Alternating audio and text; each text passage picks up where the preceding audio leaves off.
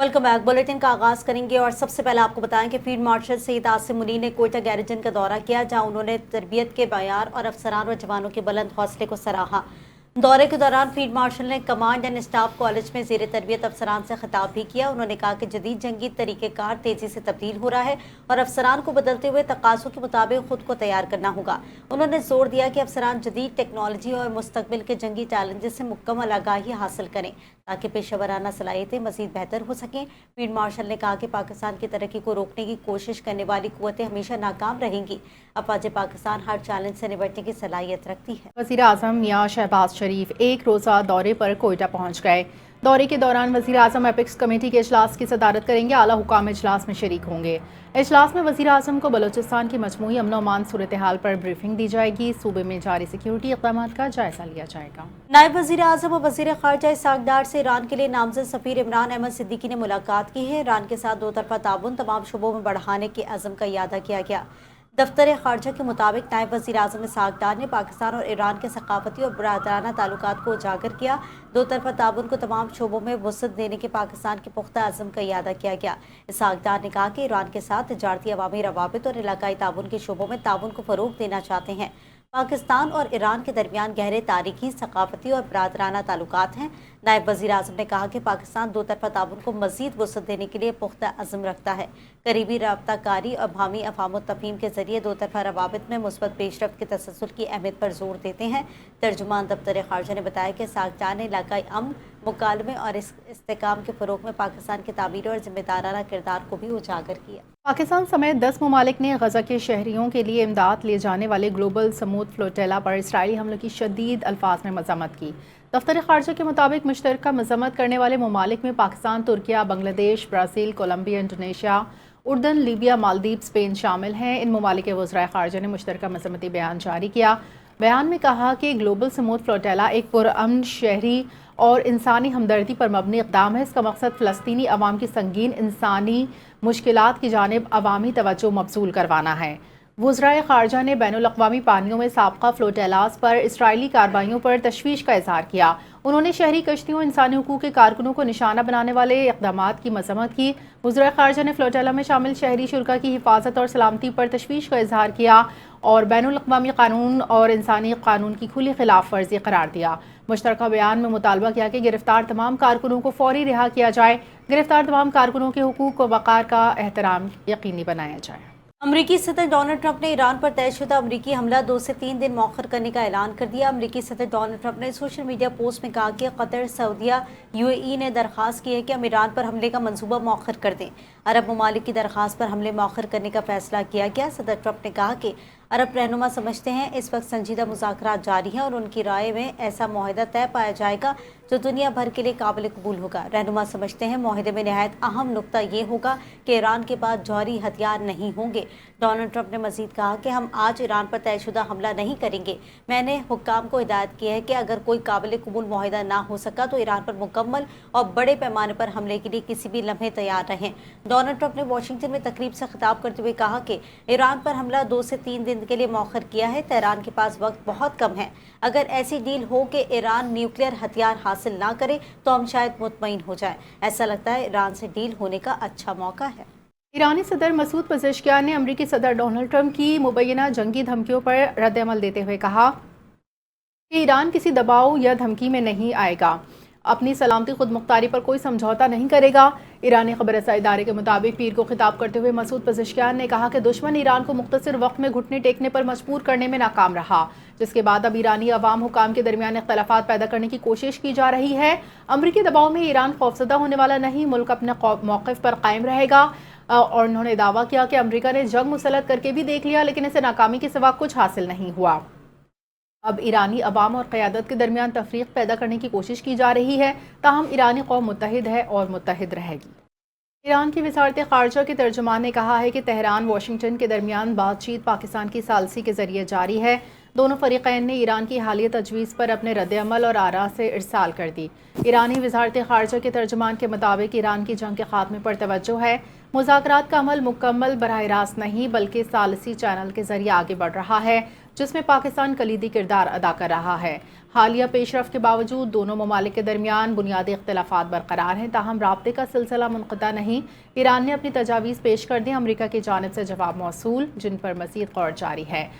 ترجمان ایرانی وزارت خارجہ کے مطابق ایرانی عمانی تکنیکی ٹیموں نے گزشتہ ہفتے عمان میں ابنائے حرمت محفوظ جہاز رانی کے طریقہ کار پر مذاکرات کیے، دیگر متعلقہ فریقوں کے ساتھ ابنائے حرمت کے طریقہ کار پر رابطے میں ہیں۔ اسرائیلی صحافی نے امریکی صدر ڈونلڈ ٹرمپ کی جانب سے ایران پر ممکنہ حملہ مؤخر کرنے کی وجہ سے متعلق اہم انکشاف کیا ہے۔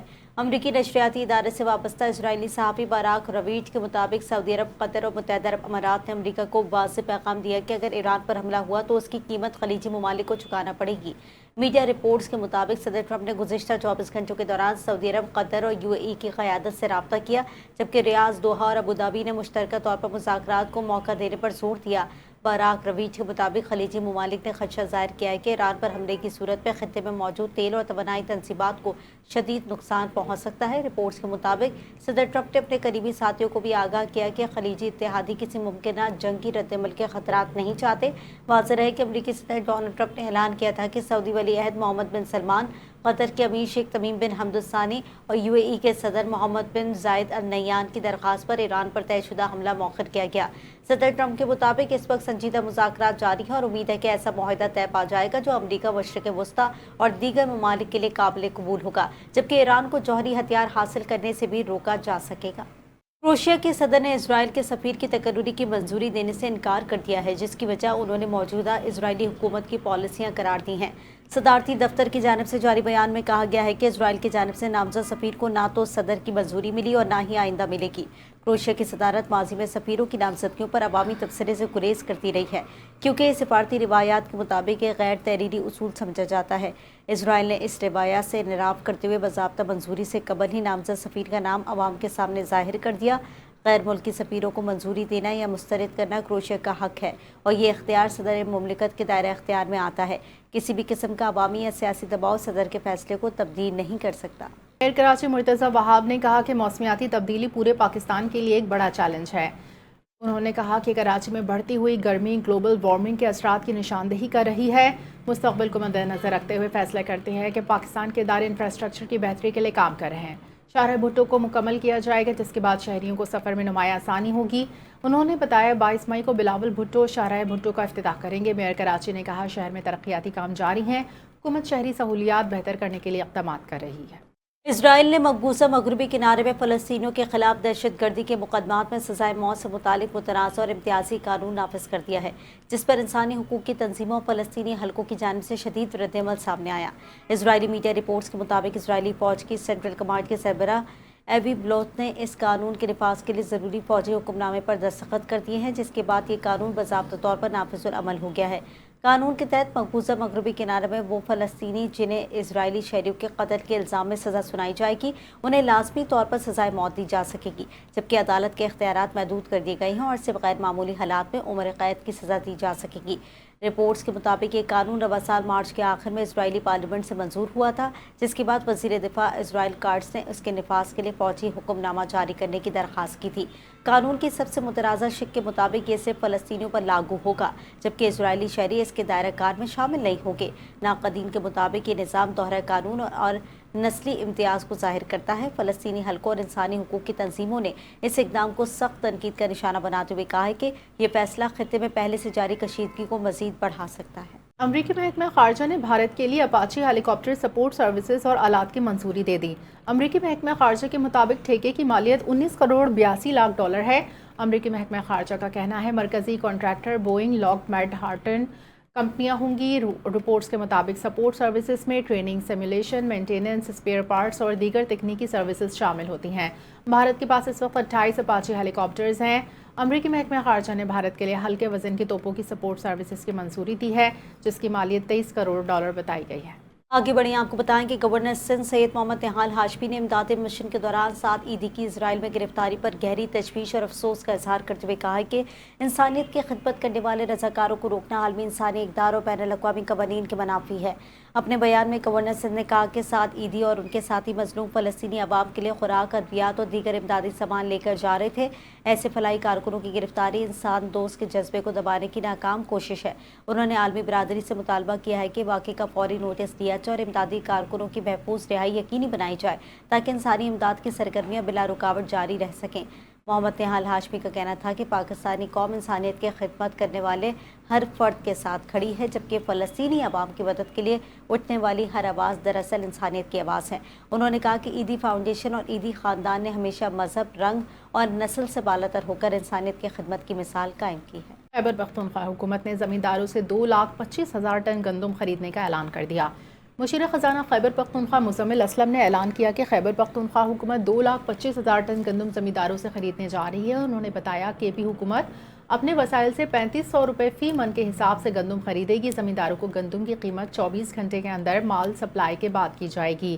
خیبر پختونخوا میں امن و امان کی بگڑتی صورتحال، گیس کی بندش، آٹے کے بحران پر صوبائی حکومت اپوزیشن گورنر خیبر پختونخوا ایک پیج پر آ گئے۔ امریکہ کی ریاست کیلیفورنیا کے شہر سین ڈیاگو میں واقع اسلامک سینٹر میں فائرنگ کے واقعے میں محافظ ہلاک جبکہ کئی افراد زخمی ہو گئے۔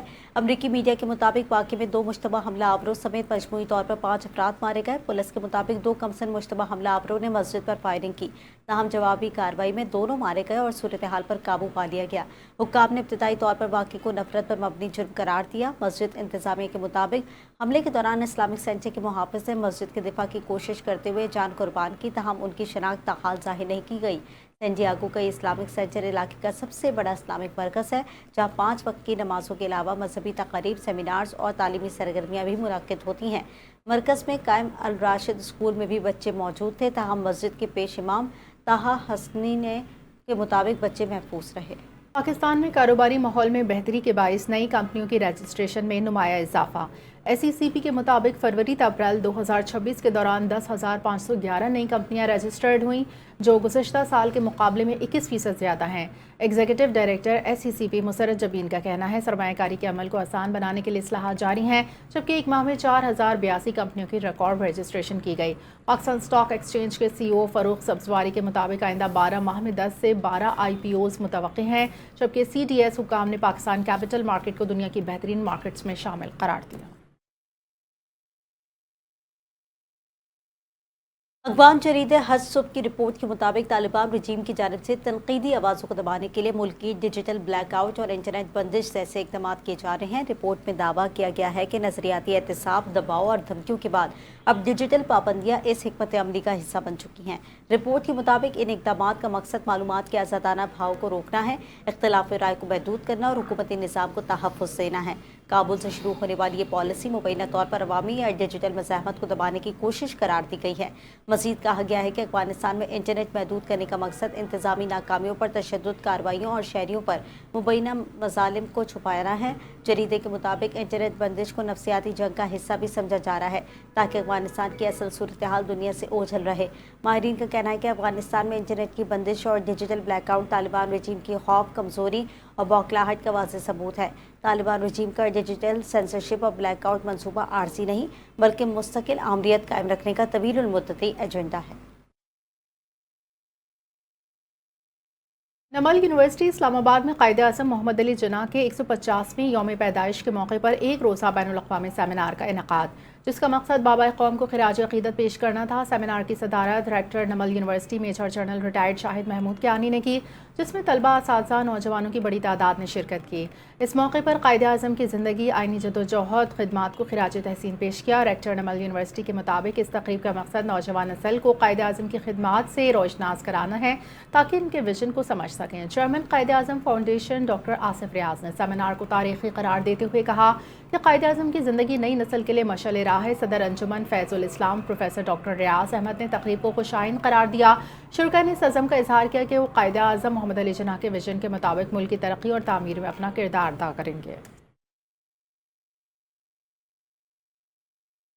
سندھ رینجرز نے سرجانی میں کارروائی کرتے ہوئے ملا گروہ کے 5 ملزمان گرفتار کر لیے۔ ملزمان ڈکیتی اور اسٹریٹ کرائم کے متعدد وارداتوں میں مطلوب تھے۔ ترجمان سندھ رینجرز کے مطابق کارروائی خفیہ اطلاع پر کی گئی، جہاں گرفتار ملزمان کے قبضے سے اسلحہ، ایمونیشن، موبائل فونز، نقدی اور چھینی گئی موٹر سائیکلیں برآمد کی گئی ہیں۔ रेंजर्स हुक्काम का कहना है कि गिरफ्तार मुलजिमान कराची के मुख्तलिफ इलाकों में डकैती, मोबाइल फोन छीनने और मोटरसाइकिल चोरी की वारदातों में सरगर्म थे, जबकि ग्रोह के सरगना ने दौरान तफ्तीश एक बड़ी डकैती केस का भी इंकशाफ किया है। रेंजर्स हुक्काम के मुताबिक मुलजिमान के खिलाफ मुख्तलिफ थानों में मुकदमा दर्ज हैं और वो पहले भी जेल में जा चुके हैं, जबकि मजीद कानूनी कार्रवाई के लिए उन्हें पुलिस के हवाले कर दिया गया है। एनएफ ने मुल्क भर में मुनशियात स्मगलिंग के खिलाफ कार्रवाइयों में 7 मुलजमान को गिरफ्तार कर लिया। मुख्तलिफ कार्रवाइयों में भारी मकदार में मुनशियात बरामद। तर्जुमान एनएफ के मुताबिक 5 मुख्तलिफ कार्रवाइयों के दौरान मजमूई तौर पर 94 किलो से जायद मुनशियात बरामद, जिनकी मालियत 33 लाख रुपए से जायद बताई जाती है। कार्रवाइयाँ तालीमी इदारों के अतराफ समेत मुख्तलिफ शहरों में की गई। बोर्ड बिसन कराची के करीब एक मुलजिम से 660 ग्राम चर्स बरामद, जिसने तलबा को मुनशियात फरोख्त करने का एतराफ़ भी किया। बहादुराबाद लाहौर के करीब स्कूल के सामने गाड़ी से 30 किलो चर्स बरामद। एक मुलजिम गिरफ्तार। सोराब कोट के करीब कार्रवाई में 12 किलो चर्स बरामद। 2 मुलजिमान गिरफ्तार। मलीर के इलाके दो मुलजिमान 1.4 किलो चर्स और 80 ग्राम अफ्यून बरामद। इसी तरह खयाबान बुखारी में एक फ्लैट से शराब की 50 बोतलें बरामद। एक मुलजिम को गिरफ्तार किया। एनएफ के मुताबिक तमाम मुकदमात इंसदादे मुनशियात एक्ट 1997 के तहत दर्ज करके मजीद तफ्तीश शुरू कर दी गई।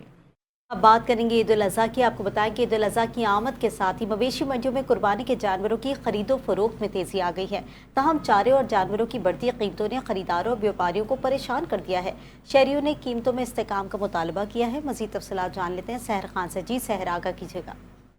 जी बिल्कुल, ईद उल अज़हा की आमद के साथ ही सुन्नत इब्राहिमी की अदायगी के लिए शहरी जो है मुख्तलिफ मंडियों का रुख करते नज़र आ रहे हैं, जबकि दूसरी जानिब जो मवेशियों की खुराक है, चारा वगैरह, उसकी कीमतों में भी इजाफा देखने में आ रहा है, जिसकी वजह से शहरी और जो व्यापारी हैं वो काफ़ी परेशान नज़र आते हैं। इस वक्त हमारे साथ एक शहरी मौजूद है, मज़ीद इनसे जानते हैं। बताइएगा, ये जो कीमतें जो है बढ़ गई हैं, इसके हवाले से आप क्या कहेंगे?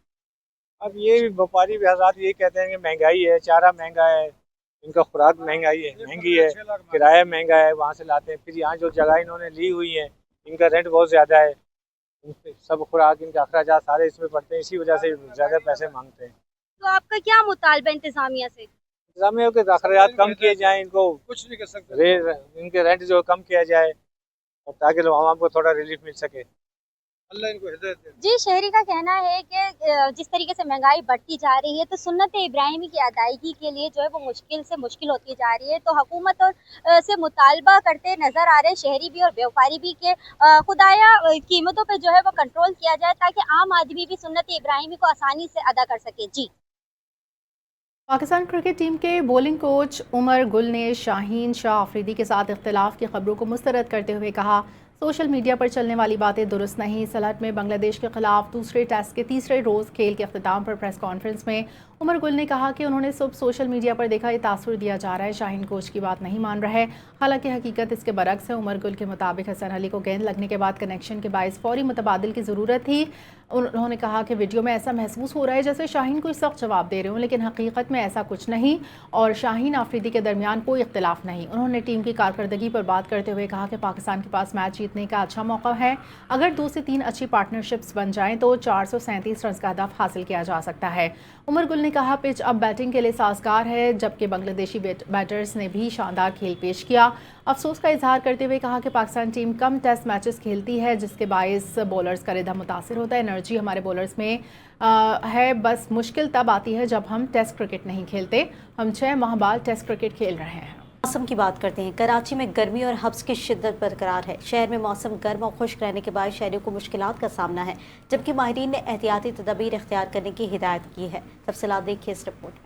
कराची में गर्मी ने एक बार फिर शहरी जिंदगी को मुतासिर कर दिया है। शहर कायद में मौसम शदीद गर्म और खुश्क है, जबकि सूरज की तपिश मामूल से कहीं ज्यादा महसूस की जा रही है। हब्स और बढ़ती हुई नमी ने सूरत हाल को मजीद दुश्वार बना दिया है। महकमा मौसमियात के मुताबिक शहर का दर्जा हरारत मामूल के मुताबिक रहने के बावजूद गर्मी की शिद्दत गैर मामूली हद तक महसूस हो रही है, जिसकी बड़ी वजह हवा में ज्यादा नमी और सूरज की तेज शुआएं हैं। समंदरी हवाएं चलने के बावजूद हब्स की कैफियत बरकरार है, जिसके बायस शहरियों को जुज़वी रिलीफ तो मिला है, मगर गर्मी की शिद्दत में वाज़ेह कमी नहीं आ सकी है। गर्मी की शिद्दत के बायस हीट स्ट्रोक और डिहाइड्रेशन के खदशात बढ़ गए हैं, जबकि तिब्बी माहिरीन ने शहरियों को ज्यादा पानी पीने, धूप से बचने और गैर जरूरी बाहर निकलने से गुरेज की हिदायत की है। माहिरीन के मुताबिक आइंदा दिनों में भी मौसम गर्म और खुश्क रहने का इम्कान है और शहरियों को एहतियाती तदाबीर अपनाने की जरूरत है। कराची की फिजा बदस्तूर गर्म और हबसदा है। शहरियों को मौसम की सख्ती से निपटने के लिए मोहतात रहने की हिदायत जारी है। कैमरा टीम के साथ सहर Khan, NTN news, Karachi. Bulletin से फिलहाल इतना ही। मज़ीद खबरों और अपडेट्स के लिए आप देखते रहिए NTN न्यूज़।